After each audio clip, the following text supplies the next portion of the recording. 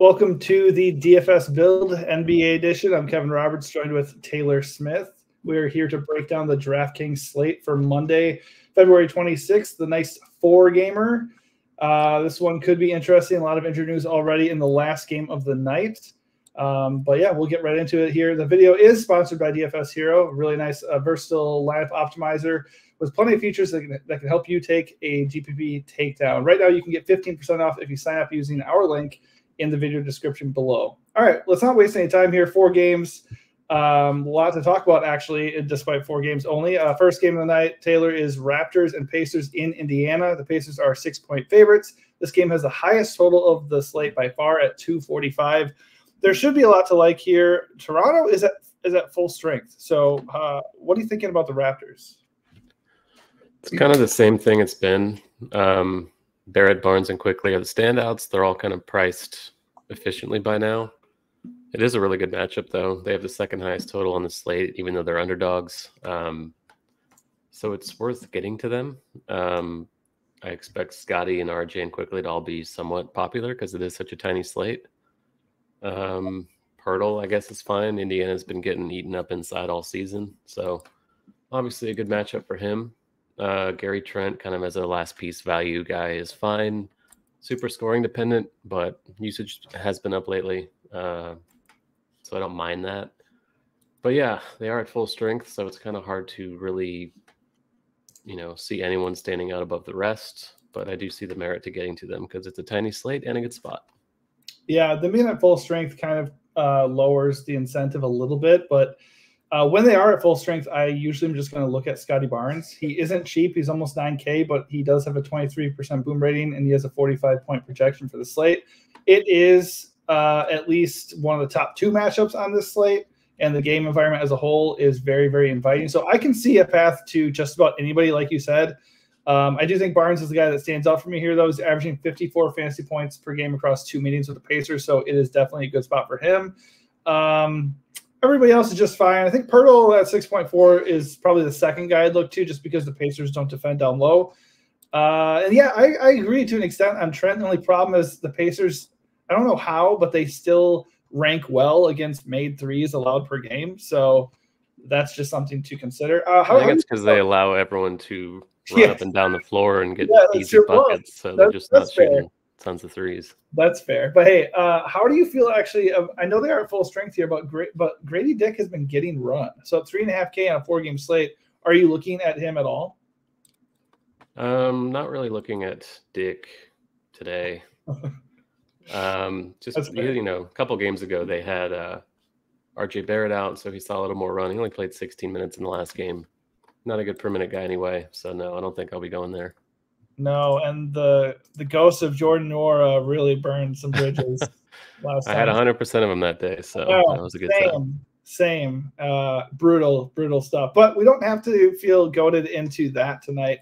It is mostly Barnes up top, and like you said, a lot of good mid-range pieces for the Raptors. All right, on the other side are the Pacers. Tyrese Haliburton starts us off with almost a 50-point projection. Equally good spot for him because the Raptors have not been a good defensive team since trading away Siakam, and I don't know if they were that great even when he was there. Speaking of Siakam, a little bit of revenge narrative to go on here. But obviously, Pacers look good. Who stands out the most for you? It's going to be Miles Turner.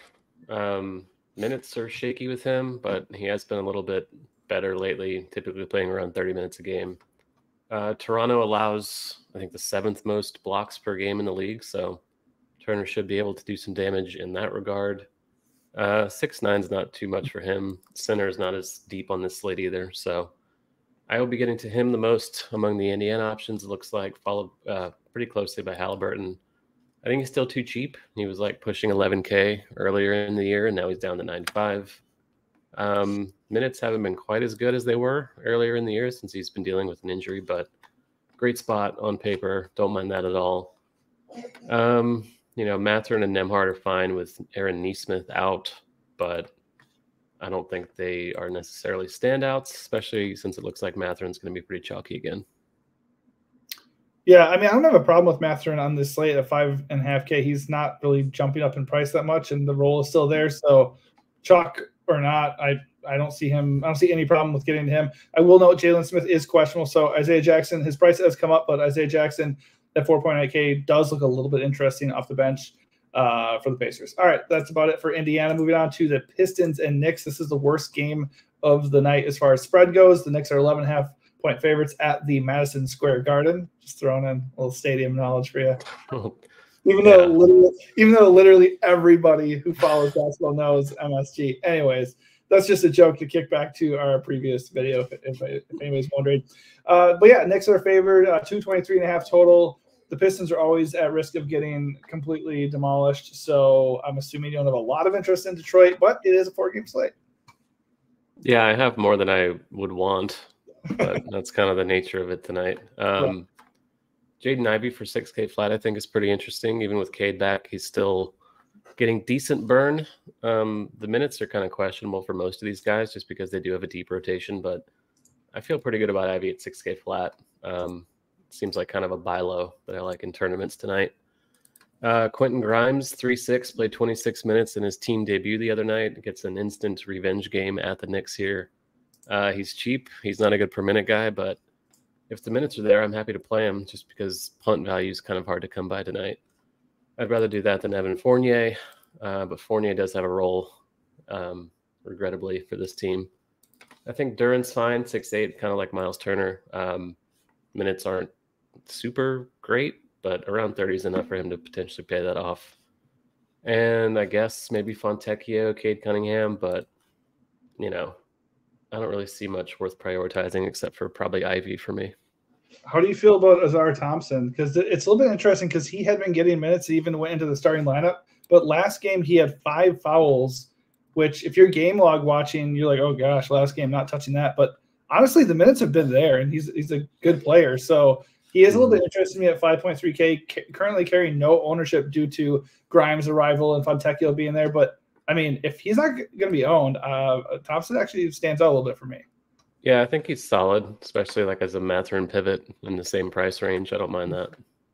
Okay, yeah, and I agree. Fontecchio at 4.8K, he's getting 30 minutes per game here with the Pistons, basically playing that Bojan Bogdanovic role. So he is absolutely in play for me. And like you said, you can go with Cade, Duran, Ivy. They're all viable, but this game does have blowout risk, and it's not really the best matchup. On the other side are the Knicks. Jalen Brunson has one of the best projections of the slate at 48 fantasy points. He is going to garner ownership. So are you looking to play Brunson, and are there any other Knicks that you like tonight? I'll get to some of Brunson, but I think I like Halliburton more in the same range, better game environment, higher team total, of course. So Halliburton's also $200 cheaper. So it's not like Brunson's a bad play. I'll probably be around the field on him, but not really taking a stand either way. Josh Hart, I don't mind. Achua, like the minutes are still pretty secure for these other starters, even if they're not high usage guys. Hart and Achua in particular rely pretty heavily on ancillary stats, but 6.5 and 7K, I think they're okay enough just because of the lack of options on this slate. And it is a good spot for the Knicks. Obviously, Detroit is a very bad defensive team. DiVincenzo is a little high for me at 7-1. I guess he's playable, but probably not a guy I'll be going out of my way to force in. Yeah, I do think, though, for tournaments, I mean, I really like Hart at 6.5K. He's playing like 40-plus minutes if they're competitive games. But if he's going to be like pushing 30% ownership and DiVincenzo is going to be right around 11%, that's a little bit of an interesting leverage play there, I think. But I'm with you. These Knicks starters are going to get 32-plus minutes. Even the new guys who've come in, Bojan Bogdanovic, Alec Burks, they're not really cutting into their time like we thought they would.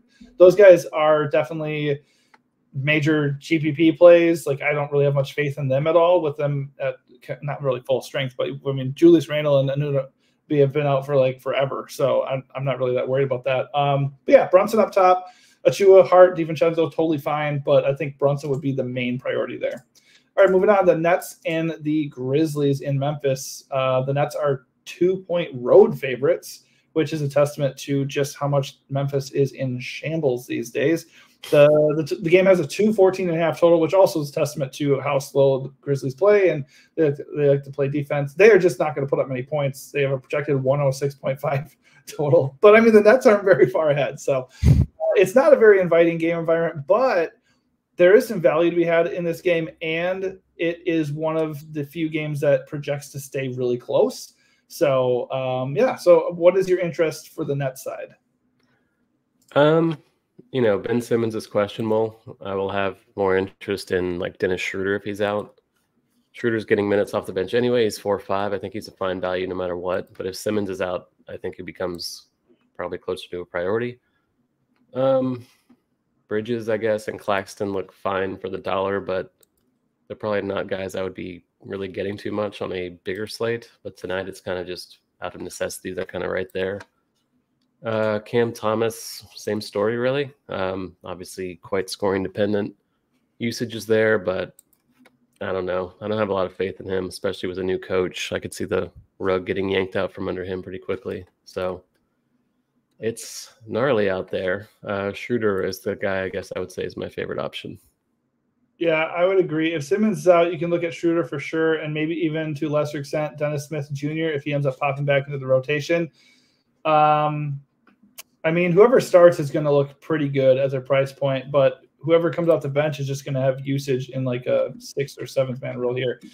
But yeah, I never really feel amazing about the Nets, and that doesn't change here. It's not really that bad of a spot, but nobody projects well. It is a little bit interesting that Claxton and Mikal Bridges are getting ownership at 16% each. So if they are going to be owned, I will just get away from that. Dennis Schroeder is garnering ownership, but if Simmons is out, that is chalk that I think I might end up eating. On the Memphis side, nobody feels amazing here because it is the Grizzlies, but Jaren Jackson Jr. does project well, assuming he is in. And yeah, he is in.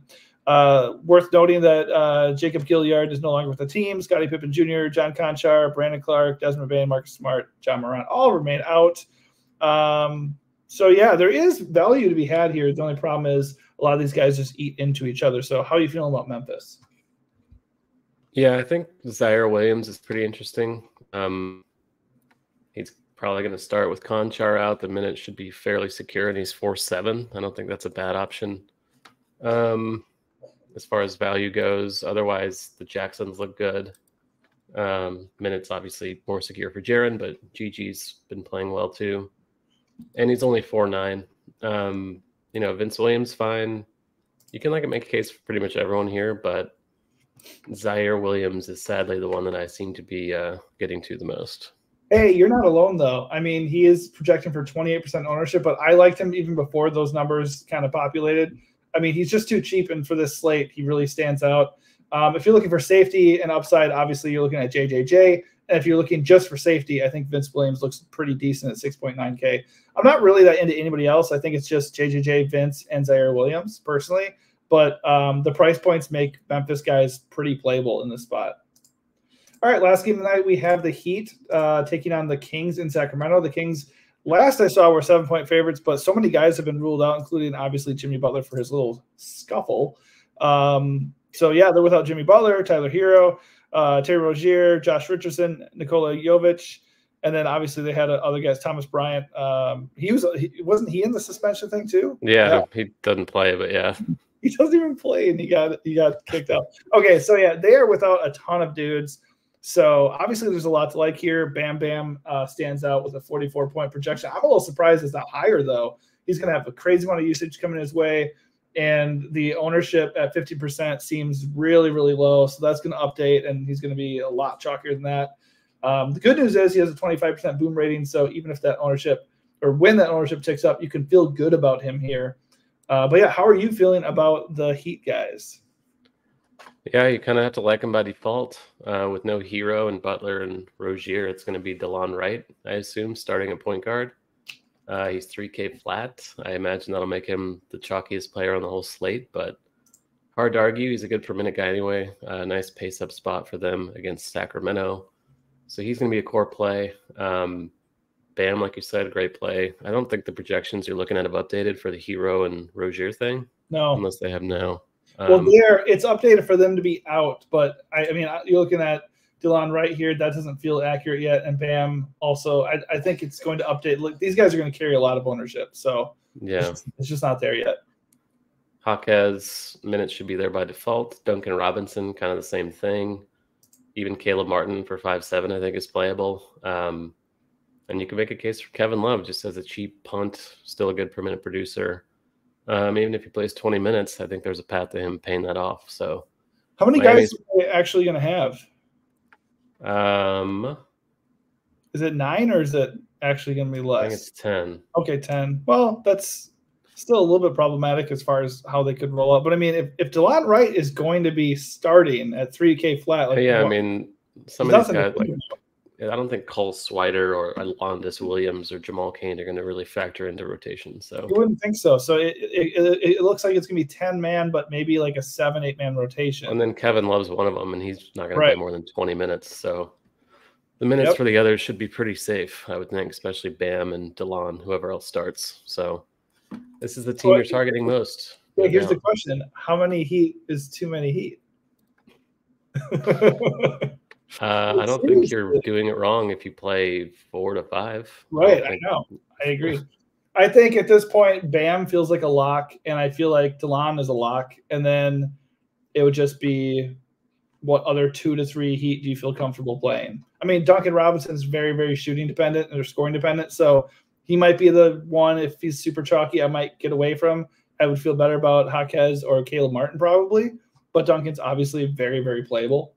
But yeah, Heat are going to be a priority, which feels awesome. Over on the other side are the Kings, who are at home. They played last night. Sabonis had a triple-double. De'Aaron Fox went off.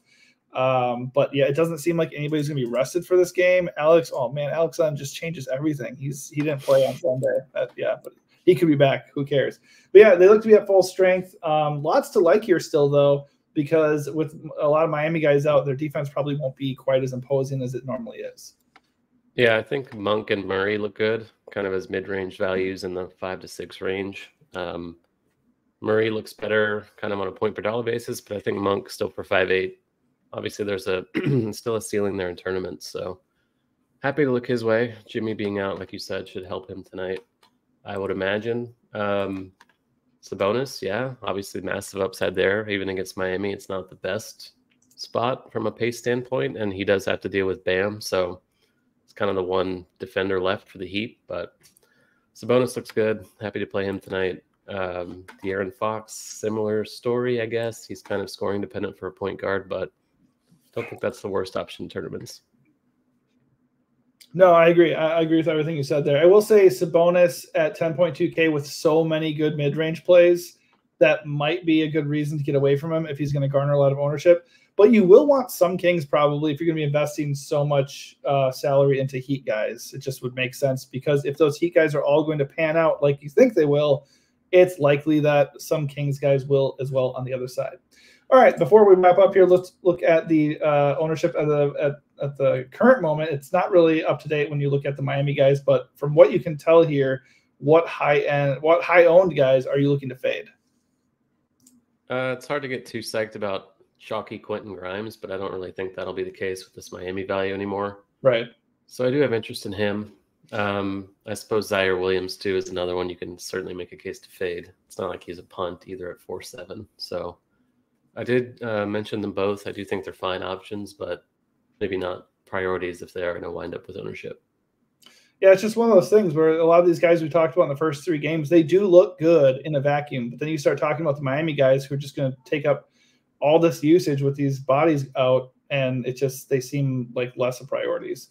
All right, over to the boom rating we go. Halliburton checks in with the best boom rating, but obviously that could change when Bam's projection goes up. I think he's going to end up being the top guy here. As far as high boom ratings and who you're building around, whether it be a single entry lineup or multiple lineups, who are you going to start most of your lineups with tonight?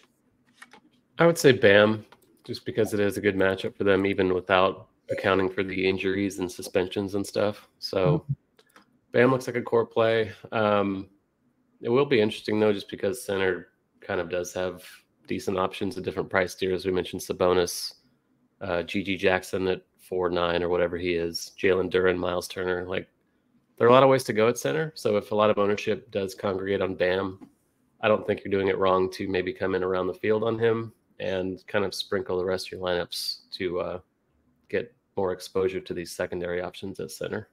Yeah, at this point, I agree. I think eating the Bam chalk just makes a lot of sense. And my personal strategy for tonight, because I'm just a single entry guy for the most part, is probably going to be going away from Sabonis and just playing Halliburton. I mean, right now he's coming at 15% ownership, which I just don't know. I don't have a glean yet as far as like what this Miami news is going to do to his ownership. But if he's going to be overlooked whatsoever, Halliburton, he was my top play coming into the slate before we knew those other Miami guys were out. And I really, really like him a lot, even more if his ownership is going to come down. So that's how I'm looking at it. And that does it for our game-by-game breakdown here. Hopefully we helped you a little bit. If that is true, please give this video a like and also consider subscribing to our channel, the DFS Build, so you can get alerted to future videos. All right, thanks for watching and good luck.